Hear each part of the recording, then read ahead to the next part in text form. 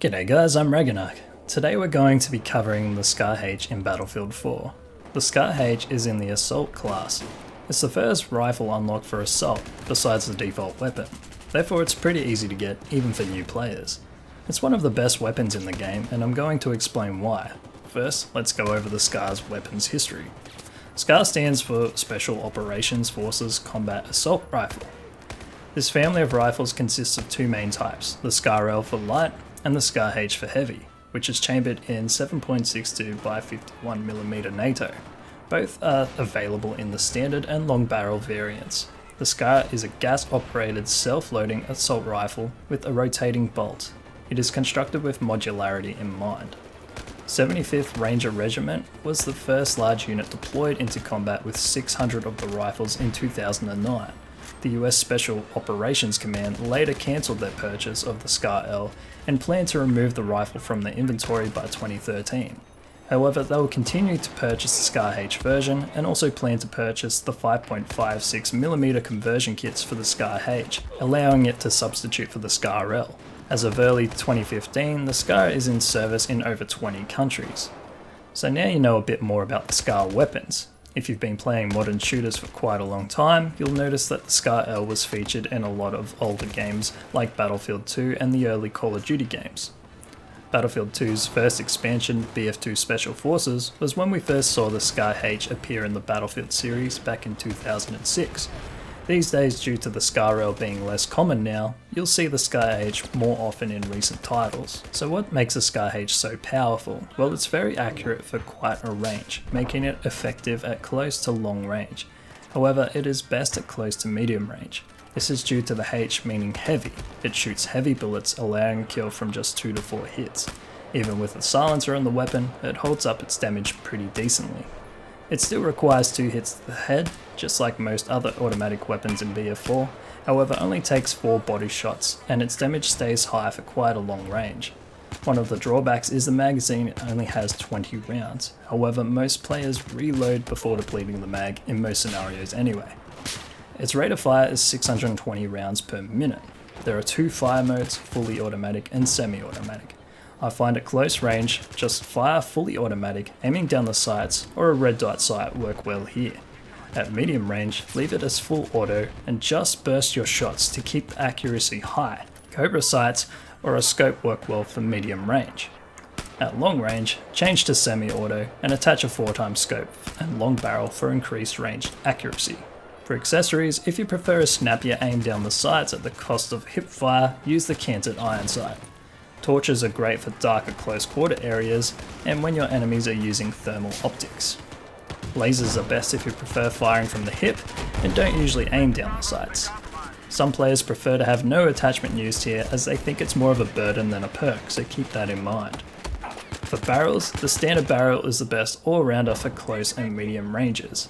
For larger maps where most enemies will be at a longer range, use the long barrel on semi-auto. Use the muzzle brake if you prefer full auto at long range. If you prefer to be more stealthy, use any of the 3 silencers. They will all do the same thing by hiding you on the minimap when you fire. However, silencers reduce the velocity of your bullets, so they're more effective at close to medium range. For the underbarrel grips, there are 4 good ones. Ergo grip is the go-to for hip fire, angled for stability, stubby and potato are the best for aim down sights. However, they're harder to unlock as they're locked behind battle packs, so use ergo or angled until you have a stubby or potato grip. Alright, now let's take a look at the test range and we'll test out our close range, medium range and long range setups. Alright, first let's go over the close quarters combat. So for close range I like to use the Cobra for my red dot sight.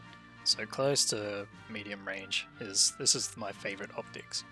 For the accessory, you can use no accessory, you can use canted iron sights for a faster snapping down the sights, or tactical light, which is what I like to use because when I aim down the sights it blinds my opponents. This is really handy when going against people using thermal optics, for example. You could also use laser sight if you prefer to fire from the hip, then aim down the sights at close quarters, which is fair enough. The barrel suppressor is really good close quarters, doesn't seem to have any negative effect at all. If you still want faster bullet velocity and better range, choose the standard barrel or the muzzle brake, but we'll just go with suppressor just so I can demonstrate. And the ergo grip, we use that for pretty much all configurations, unless you get the stubby grip or potato grip, then you can use those as well. Alrighty, so in we go. So close quarters, bang, bang. You can see my torch on, left, right, left, right, left, right. So every time I aim down the sights, my torch will come on and blind the opponents.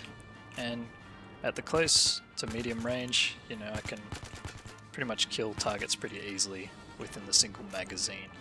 Now at medium range, it starts to get a bit harder to see, and at medium to long range, that's when, you know, that we might want to go for a different configuration on this weapon.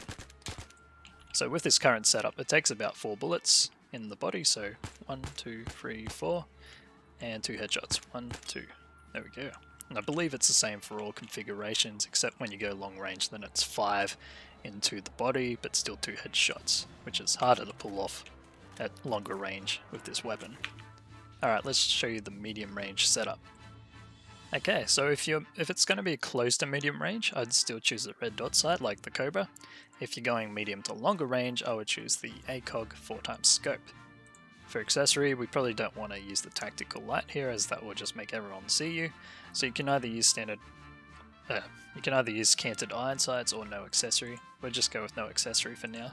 For the barrel, we're going to use the muzzle brake just because it prevents our recoil from being crazy. And we're still going to use the ergo grip for grip. Camouflage doesn't matter, that's purely just personal preference.